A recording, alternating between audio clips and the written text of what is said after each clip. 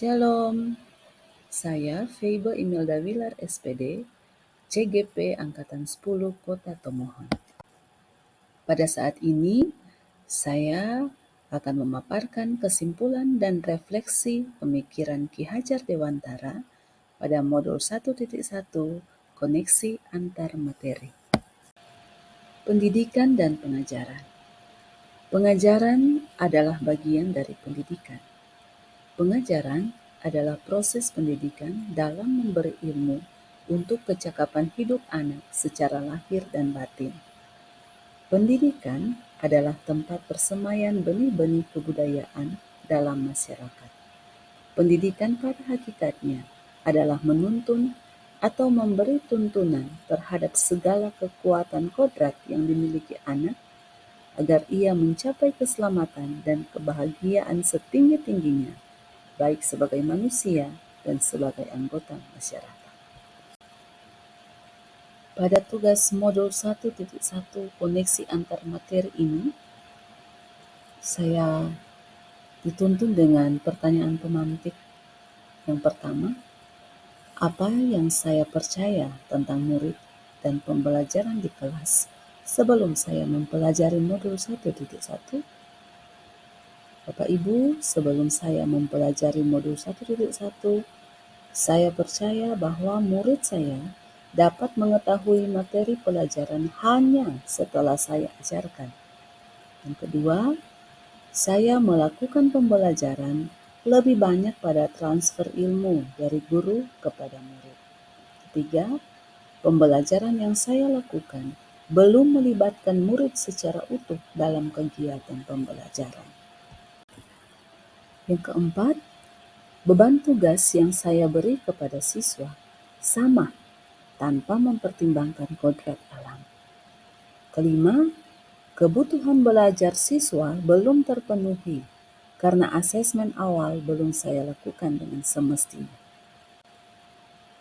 Selanjutnya, pertanyaan kedua, apa yang berubah dari pemikiran atau perilaku saya setelah mempelajari modul ini?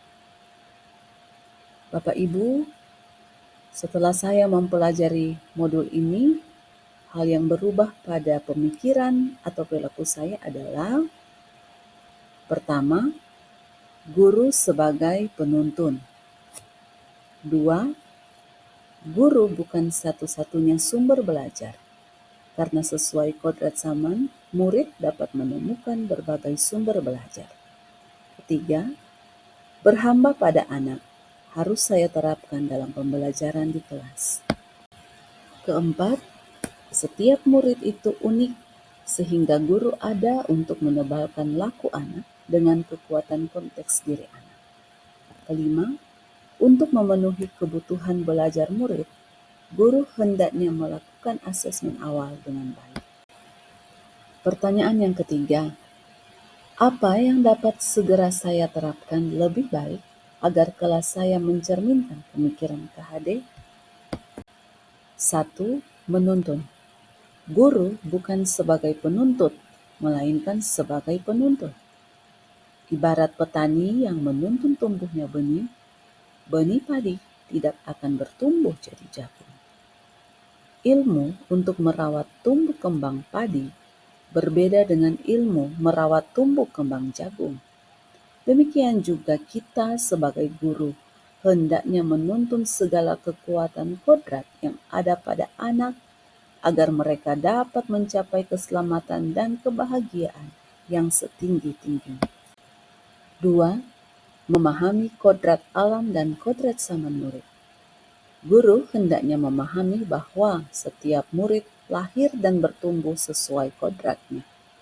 Kodrat zaman memungkinkan murid untuk menggunakan teknologi, sehingga guru bukan satu-satunya sumber belajar.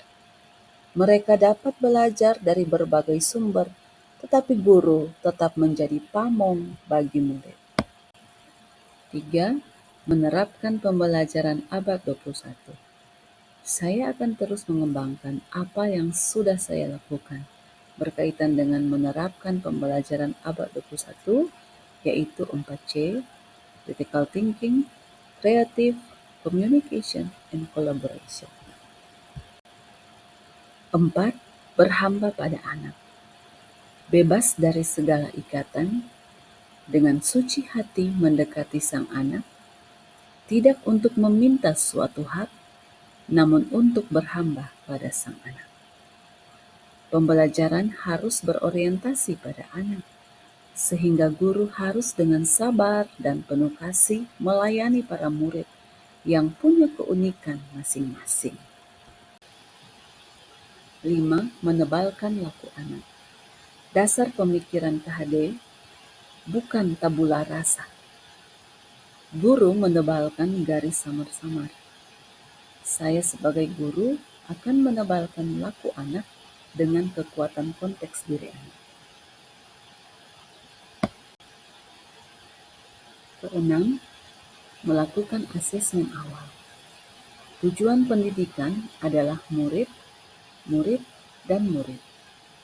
Dengan saya melakukan asesmen awal, saya dapat mengetahui kebutuhan belajar murid untuk nantinya saya tuntun untuk mencapai tujuan. Demikian pemaparan saya untuk tugas koneksi antar materi modul 1.1. Terima kasih sudah mendengarkan. Salam dan bahagia.